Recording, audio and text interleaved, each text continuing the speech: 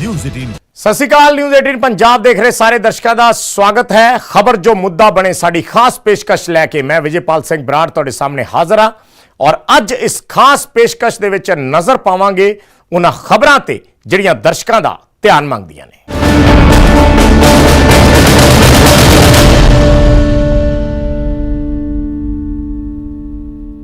सो शुरुआत अज दी उस खबर दे नाल जिसने पुलिस महकमे च खलबली मचा दी है। एक हाई प्रोफाइल ड्रग्स केस दे तार इस तरह जुड़े कि पुलिस दे आला अधिकारियों ते ही गाज डिग पई, जिस च आईजी तो लैके डीएसपी तक शामिल ने।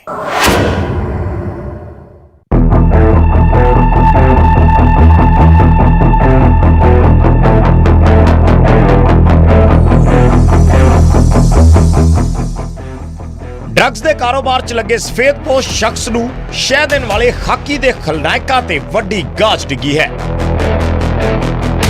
महकमे ने इकट्ठे 5 पुलिस अफसरां नूं सस्पेंड कर दिता है, जिन्हां ते इल्जाम ने कि वह पिछले साल एसटीएफ दे शिकंजे च आए हाई प्रोफाइल ड्रग तस्कर गुरदीप राणो नूं मदद पहुंचाउंदे सी।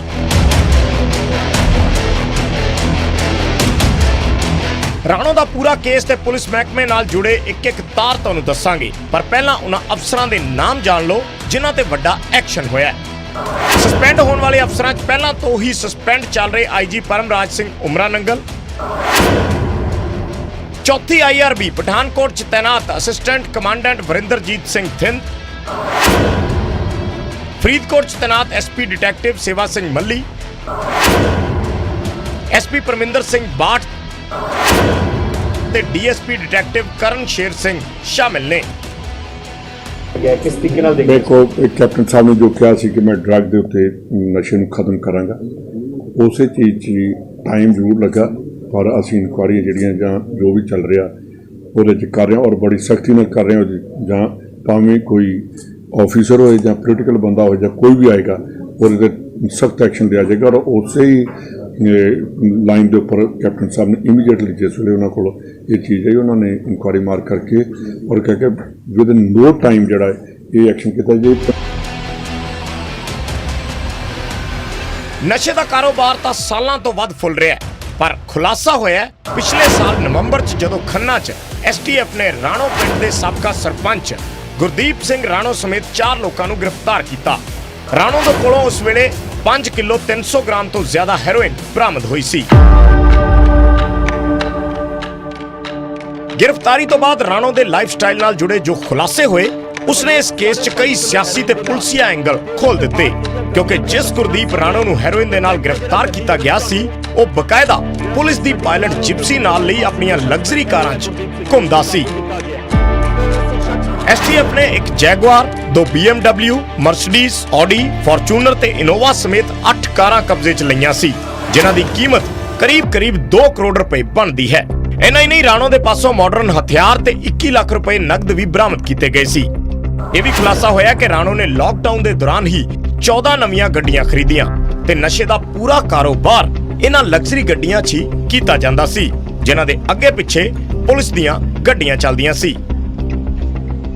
शानो शौकत अजिही कि किसी नूं शक भी ना हो सके कि यह नशे का कितना वड्डा कारोबार चल रहा है। सवाल उदों तो ही उठ रहे सी कि आखिर किवें एक शख्स इन्ना समा खुलेआम नशे की तस्करी कर सकता है ते किसी नूं कन्नो कन खबर तक नहीं हुई।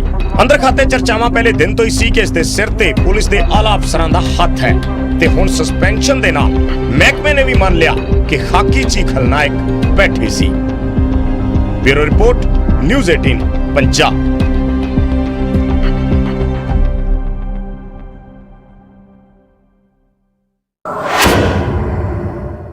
गुआढ़ी सूबे हरियाणा च गृह मंत्री का शहर गैंगवार नाल गूंज उठा। जी हां, खबर अंबाला तो है, जिथे दिन दिहाड़े 20 तो 25 राउंड फायर चले, वो भी जदों कि वारदात वाली जगह तो महज 10 मीटर दूर पुलिस तैनात सी।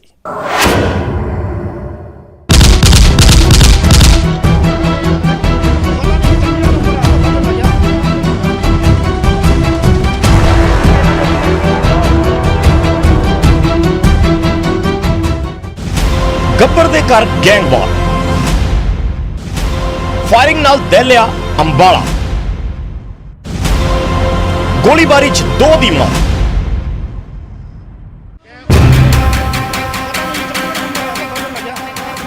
ਅੰਬਾਲਾ ਸ਼ਹਿਰ ਦਾ ਕਾਲਕਾ ਚੌਕ ਵੀਰਵਾਰ ਦੀ ਸਵੇਰੇ ਗੋਲੀਆਂ ਦੀ ਆਵਾਜ਼ ਨਾਲ ਗੂੰਜ ਉੱਠਿਆ। ਸੜਕ ਤੇ ਅਫਰਾ ਤਫਰੀ ਮਚ ਗਈ। ਲੋਕ ਜਾਨ ਬਚਾ ਕੇ ਇੱਧਰ ਉੱਧਰ ਭੱਜਣ ਲੱਗੇ। ਤੋੜ 20 ਤੋਂ ਜ਼ਿਆਦਾ ਰਾਉਂਡ ਗੋਲੀਆਂ ਚੱਲੀਆਂ।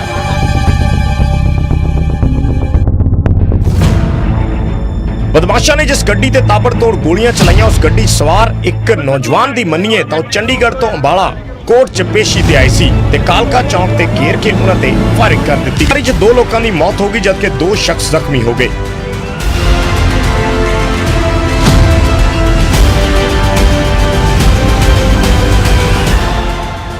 ट्रैफिक चलान कर रहे थे। अम्बाला की तरफ से 2 गाड़ियाँ आई है, गाड़ी के आगे लगा के मट्टी की तरफ, और तावा तोड़ 2 बंदे नीचे उतरे, तावा तोड़ फायरिंग की। गाड़ी में 4 बंदे, चारों बंदे गोलियाँ लगी हैं। कम से कम 25-30 राउंड फायर हुए। जब उनकी तरफ हम भागे तो हमारी तरफ की बजाय और पटियाला की तरफ गाड़ी लेकर भाग गई।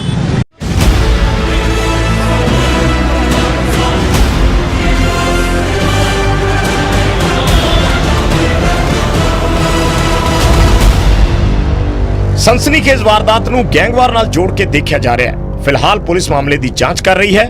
ਮੰਨਿਆ ਜਾ ਰਿਹਾ ਹੈ ਕਿ ਅੰਬਾਲਾ 'ਚ 12 ਸਾਲ ਬਾਅਦ ਫਿਰ ਤੋਂ ਗੈਂਗਵਾਰ ਨੇ ਦਸਤਕ ਦਿੱਤੀ ਹੈ। कोर्ट में पेशी लगाने आए थे। कहाँ से आए हैं? चंडीगढ़ से सर। और क्या हुआ? बस रास्ते में यहाँ कोई हमने पेशी लगा के आने लगे, गाड़ी रोकी और फायरिंग कर दी। कितने लोग थे? वो तो काफ़ी थे, 2-3 थे, हम अंदर 4 थे। 3 की गोलियाँ लगी हैं। कितनी गोलियाँ उन्होंने चलाई हैं? कम से कम 7-8 राउंड फायरिंग करे उन्होंने। ਕਿ ਗੋਲੀਬਾਰੀ ਗੈਂਗਸਟਰ ਭੁੱਪੀ ਰਾਣਾ ਤੇ ਬਿਸ਼ਨੋਈ ਗਰੁੱਪ ਦੇ ਸ਼ੂਟਰਸ ਦੇ ਵਿੱਚ ਹੋਈ ਹੈ। ਹਾਲਾਂਕਿ ਹਜੇ ਮਾਰੇ ਗਏ ਲੋਕਾਂ ਦੇ ਬਾਰੇ ਵਿੱਚ ਪੁਲਿਸ ਕੁਝ ਵੀ ਨਹੀਂ ਦੱਸ ਰਹੀ। अभी इसका एक इन्वेस्टिगेशन का पार्ट है, कुछ रोन मिल रहे हैं, उसमें मिले जुले हैं, क्योंकि 2 आदमियों ने ये लगा वहाँ के भी 2 आदमियों ने फायर की हैं। अभी तक यही आई है, और एक आदमी गाड़ी में था। अभी प्रत्यक्षदर्शी जो थे उन्होंने यही चीज़ बताई है, लेकिन आगे इन्वेस्टिगेशन का एक पार्ट है, कौन से रौंद हैं, किस वेपन से चले हैं, वो आगे का विषय है। अभी थोड़ी देर पहले यहाँ गोली चली है, आप सबको जैसे पता है। अबाउट 20 राउंड चले हैं बोलते हैं, और 2 आदमियों का देहांत हो गया, 2 आदमी जख्मी हैं जो हॉस्पिटल में भर्ती है। और अम्बाला पुलिस जो है, एसपी साहब भी मौके पे हैं और कार्रवाई हमने कर रहे हैं। ਖਾਕੀ ਫਿਲਹਾਲ ਤਾਂ ਇਸ ਵਾਰਦਾਤ ਤੇ ਸਾਫ਼ ਤੌਰ ਤੇ ਕੁਝ ਨਹੀਂ ਕਹਿ ਰਹੀ, ਪਰ ਇਸ ਗੱਲ ਤੋਂ ਵੀ ਇਨਕਾਰ ਨਹੀਂ ਕਰ ਰਹੀ ਕਿ ਇਹ ਗੈਂਗਵਾਰ ਨਹੀਂ ਹੈ। ਵਾਰਦਾਤ ਦੇ ਬਾਅਦ ਤੋਂ ਇਲਾਕੇ 'ਚ ਦਹਿਸ਼ਤ ਦਾ ਮਾਹੌਲ ਹੈ ਤੇ ਸੂਬੇ ਦੇ ਗ੍ਰਹਿ ਮੰਤਰੀ ਅਨਿਲ ਵਿਜ ਦੇ ਜ਼ਿਲ੍ਹੇ 'ਚ ਦਿਨ ਦਿਹਾੜੇ ਸ਼ਰੇਆਮ ਸ਼ੂਟ ਆਊਟ ਹੋਣਾ ਹਰਿਆਣਾ ਦੀ ਕਾਨੂੰਨ ਵਿਵਸਥਾ ਤੇ ਕਈ ਵੱਡੇ ਸਵਾਲ ਖੜੇ ਕਰਦਾ ਹੈ। ਅੰਬਾਲਾ ਤੋਂ ਕ੍ਰਿਸ਼ਨ ਬਾਲੀ, ਨਿਊਜ਼ 18। ਗੋਲੀ ਚੱਲਣ ਦੀ ਇੱਕ ਖਬਰ ਜਲੰਧਰ ਤੋਂ ਵੀ ਸਾਹਮਣੇ ਆਈ। ਇੱਥੇ ਇੱਕ ਇਮੀਗ੍ਰੇਸ਼ਨ ਦਫ਼ਤਰ ਦੇ ਬਾਹਰ ਨਾਈਟ ਕਰਫਿਊ ਦੇ ਬਾਵਜੂਦ ਗੋਲੀਆਂ ਚੱਲੀਆਂ। ਹੈਰਾਨੀ ਦੀ ਗੱਲ ਇਹ, ਜਦੋਂ ਗੈਰ ਜ਼ਰੂਰੀ ਆਵਾਜਾਈ ਦੀ ਮਨਾਹੀ ਸੀ, ਉਦੋਂ ਕੁਝ ਲੋਕ ਸੜਕ ਤੇ ਹੀ ਬਰਥਡੇ ਪਾਰਟੀ ਮਨਾ ਰਹੇ ਸੀ। ਕਰਫਿਊ ਦੇ ਦੌਰਾਨ ਚੱਲੀ ਗੋਲੀ, ਇਮੀਗ੍ਰੇਸ਼ਨ ਆਫਿਸ ਤੇ ਬਾਹਰ ਫਾਇਰਿੰਗ, ਸੀਸੀਟੀਵੀ ਦੇ ਵਿੱਚ ਕੈਦ ਹੋਈਆਂ ਤਸਵੀਰਾਂ ਜਲੰਧਰ ਦੇ ਸੋਡਲ ਫਾਟਕ ਇਲਾਕੇ ਦੀਆਂ ਨੇ। ਨਾਈਟ ਕਰਫਿਊ ਦੇ ਬਾਵਜੂਦ ਇੱਥੇ ਨਿੱਜੀ ਇਮੀਗ੍ਰੇਸ਼ਨ ਦੇ ਦਫ਼ਤਰ ਤੇ ਬਰਥਡੇ ਪਾਰਟੀ ਚੱਲਦੀ ਰਹੀ ਅਤੇ ਪਾਰਟੀ ਦੇ ਜਸ਼ਨ ਦੇ ਵਿਚਾਲੇ ਸ਼ਰੇਆਮ ਫਾਇਰਿੰਗ ਕੀਤੀ ਜਾ ਰਹੀ ਹੈ। ਤਸਵੀਰਾਂ ਤੁਹਾਡੀ ਸਕਰੀਨ ਤੇ ਨੇ। ਫਾਇਰਿੰਗ ਦੀਆਂ ਇਹ ਤਸਵੀਰਾਂ ਇਮੀਗ੍ਰੇਸ਼ਨ ਦਫ਼ਤਰ ਦੇ ਬਾਹਰ ਲੱਗੇ ਸੀਸੀਟੀਵੀ ਵਿੱਚ ਕੈਦ ਹੋ ਗਈਆਂ। ਬਦਮਾਸ਼ਾਂ ਵੱਲੋਂ ਕੀਤੀ ਫਾਇਰਿੰਗ ਦੇ ਨਾਲ ਇਸ ਦਫ਼ਤਰ ਦੇ ਵਿੱਚ ਲੱਗੇ ਸ਼ੀਸ਼ੇ ਟੁੱਟ ਗਏ। ਇਮੀਗ੍ਰੇਸ਼ਨ ਦਫ਼ਤਰ ਦੇ ਮਾਲਕ ਨੇ ਸਵੇਰੇ ਆ ਕੇ ਜਦੋਂ ਦੇਖਿਆ ਤਾਂ ਉਸਨੇ ਸਭ ਤੋਂ ਪਹਿਲਾਂ ਸੀਸੀਟੀਵੀ ਦੀ ਫੁਟੇਜ ਦੇਖੀ, ਜਿਸ ਨੂੰ ਦੇਖ ਕੇ ਉਸਦੇ ਹੋਸ਼ ਉੱਡ ਗਏ। ਸਿਕਿਉਰਿਟੀ ਡਬਲ ਗਲਾਸ ਟਫਨ ਲੱਗਾ ਸੀ ਤੇ ਜਦੋਂ ਮੈਂ ਹੁਣ ਫੁਟੇਜ ਦੇਖੀ ਤਾਂ ਇਹ ਗੋਲੀ ਦੇ ਨਿਸ਼ਾਨ ਸੀ। ਹੁਣ ਜਦੋਂ ਅਸੀਂ ਆਪਣੇ ਕੈਮਰਿਆਂ 'ਚੋਂ ਦੇਖਿਆ, ਬਾਹਰਲੇ ਜਿਹੜੇ ਆਪਣੇ ਕੈਮਰੇ ਲੱਗੇ ਸੀ ਤੇ ਉਹਨਾਂ ਦੇ ਵਿੱਚ ਸੀਸੀਟੀਵੀ ਆਈ ਹੈ, ਜਿਹਦੇ ਵਿੱਚ 4 ਫਾਇਰ ਕੀਤੇ ਗਏ ਹੈ। 4 ਸ਼ਖਸ ਸੀ, ਠੀਕ ਹੈ। ਵਾਈਟ ਰੰਗ ਦੀ ਉਹਨੇ ਟੀ-ਸ਼ਰਟ ਪਾਈ ਹੈ, ਜੀਨਸ ਪਾਈ ਹੋਈ ਹੈ ਬਲੂ ਕਲਰ ਦੀ, ਔਰ ਉਹ ਬੱਚਾ ਨਾ ਪਹਿਲੇ ਤਾਂ ਖੇਲ ਰਿਹਾ, ਫਿਰ ਬਾਅਦ 'ਚ ਉਹਨਾਂ ਨੂੰ ਵਿਖਾਉਣ ਵਾਸਤੇ 4 ਫਾਇਰ ਕੀਤੇ ਡਰਿੰਕ ਦੇ ਵਿੱਚ। ਦਫ਼ਤਰ ਦੇ ਬਾਹਰ ਪਾਰਟੀ ਕਰ ਰਹੇ ਨਸ਼ੇ ਵਿੱਚ ਧੁੱਤ ਨੌਜਵਾਨਾਂ ਨੇ ਇੱਕ ਦੇ ਬਾਅਦ ਇੱਕ 3 ਰਾਉਂਡ ਫਾਇਰਿੰਗ ਕੀਤੀ। ਫਾਇਰਿੰਗ ਦੇ ਬਾਅਦ ਵੀ ਉਹ ਇੱਥੇ ਕਾਫੀ ਦੇਰ ਤੱਕ ਹੜਦੰਗ ਮਚਾਉਂਦੇ ਰਹੇ। ਇਮੀਗ੍ਰੇਸ਼ਨ ਦਫ਼ਤਰ ਦੇ ਮਾਲਕ ਨੇ ਮਾਮਲੇ ਦੀ ਸੂਚਨਾ ਪੁਲਿਸ ਨੂੰ ਦੇ ਦਿੱਤੀ ਹੈ। ਪੁਲਿਸ ਵੀ ਸੀਸੀਟੀਵੀ ਫੁਟੇਜ ਖੰਗਾਲ ਰਹੀ ਹੈ। ਇਹ ਸਾਰਾ ਇੱਥੇ ਵੈਰੀਫਾਈ ਪਹਿਲਾਂ ਹੀ ਸਾਡੇ ਤੋਂ ਆਉਣ ਤੋਂ ਕੀਤਾ, ਹਾਲੇ ਤਾਂ ਅਸੀਂ ਜਸਟ ਆਏ ਹਾਂ, ਆ ਕੇ ਵੈਰੀਫਾਈ ਹਾਲੇ ਕਰ ਰਹੇ ਹਾਂ। ਸਰ ਸੀਸੀਟੀਵੀ 'ਚ ਤੁਸੀਂ ਵੀ ਦੇਖਿਆ ਤੇ ਫਾਇਰ ਵਾਈਫਾਈ ਕੀਤੇ ਜਾ ਰਹੇ, ਹਾਂਜੀ ਹਾਂਜੀ, ਕਿੰਨੇ ਫਾਇਰ ਹੋਏ ਆ? ਉਹਦੇ ਬਾਰੇ ਪੂਰੀ ਕਾਊਂਟਿੰਗ ਨਹੀਂ ਹਾਲੇ ਹੋਈ, ਵੀ ਦੁਬਾਰਾ CCTV ਨੂੰ ਵਾਚ ਕਰਕੇ ਫਿਰ ਬਾਅਦ 'ਚ ਤਸਦੀਕ ਹੋਊਗਾ ਕਿ ਕਿੰਨੇ ਹੋਏ। ਦੱਸ ਦਈਏ ਕਿ ਕਰੋਨਾ ਦੇ ਵੱਧਦੇ ਮਾਮਲਿਆਂ ਦੇ ਕਰਕੇ ਜਲੰਧਰ ਦੇ ਵਿੱਚ ਰਾਤ 9 ਵਜੇ ਤੋਂ ਸਵੇਰੇ 5 ਵਜੇ ਤੱਕ ਕਰਫਿਊ ਹੈ। ਬਾਵਜੂਦ ਇਸ ਤੇ ਰਾਤ ਦੇ ਵਕਤ ਸ਼ਰੇਆਮ ਇਸ ਤਰ੍ਹਾਂ ਦੀ ਪਾਰਟੀ ਹੋਈ ਤਾਂ ਕਿਵੇਂ ਹੋਈ? ਸਵਾਲ ਦੋ ਨੇ। ਪਹਿਲਾ, ਨਾਈਟ ਕਰਫਿਊ ਦੇ ਦੌਰਾਨ ਇਹ ਲੋਕ ਬਾਹਰ ਨਿਕਲ ਕੇ ਕਿਵੇਂ ਪਾਰਟੀ ਕਰਦੇ ਰਹੇ, ਅਤੇ ਦੂਜਾ, ਸ਼ਰੇਆਮ ਇਹ ਲੋਕ ਹੜਦੰਗ ਮਚਾਉਂਦੇ ਰਹੇ ਤੇ ਪੁਲਿਸ ਨੂੰ ਭਿਣਕ ਤੱਕ ਨਹੀਂ ਲੱਗੀ। ਜਲੰਧਰ ਤੋਂ ਸੁਰਿੰਦਰ ਕੰਬੋਜ, ਨਿਊਜ਼ 18 ਪੰਜਾਬ।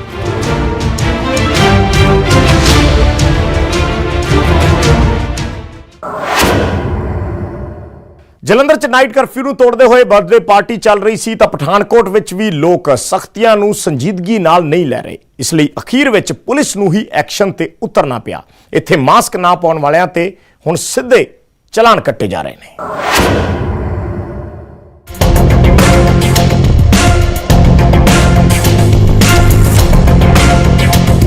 ਪੰਜਾਬ 'ਚ ਕਰੋਨਾ ਦੀ ਡਰੋਨ ਵਾਲੀ ਰਫ਼ਤਾਰ ਨੇ ਕੈਪਟਨ ਸਰਕਾਰ ਦੀ ਨੀਂਦ ਉਡਾ ਰੱਖੀ ਹੈ।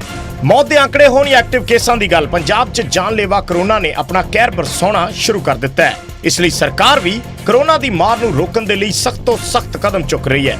ਬਾਵਜੂਦ ਇਸ ਦੇ ਲੋਕ ਮੰਨਣ ਨੂੰ ਤਿਆਰ ਨਹੀਂ, ਜਦਕਿ ਸਰਕਾਰ ਨੇ ਸਖਤੀ ਵਰਤਦੇ ਹੋਏ ਇਹ ਫੈਸਲਾ ਲਿਆ ਕਿ ਜੇਕਰ ਕੋਈ ਬਿਨਾਂ ਮਾਸਕ ਦੇ ਨਜ਼ਰ ਆਇਆ ਤਾਂ ਉਸ ਦਾ ਕੋਵਿਡ ਟੈਸਟ ਕਰਾਇਆ ਜਾਏਗਾ।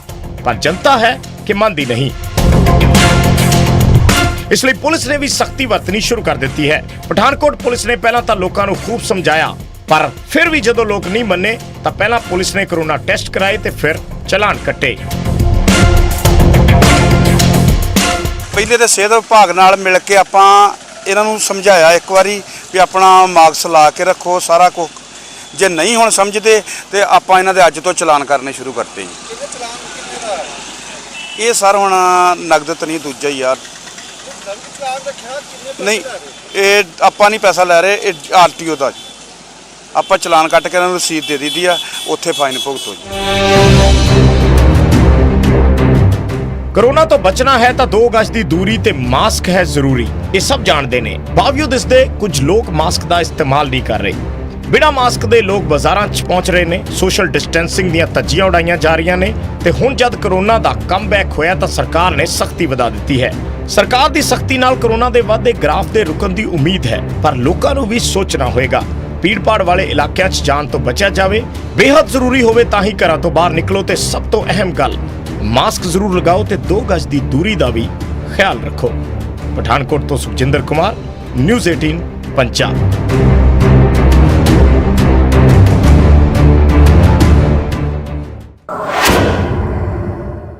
ਤੇ ਖਬਰ ਜੋ ਮੁੱਦਾ ਬਣੇ ਦੀ ਇਸ ਖਾਸ ਪੇਸ਼ਕਸ਼ 'ਚ ਫਿਲਹਾਲ ਇੰਨਾ ਹੀ। ਮੈਨੂੰ ਦਿਓ ਇਜਾਜ਼ਤ। ਧੰਨਵਾਦ।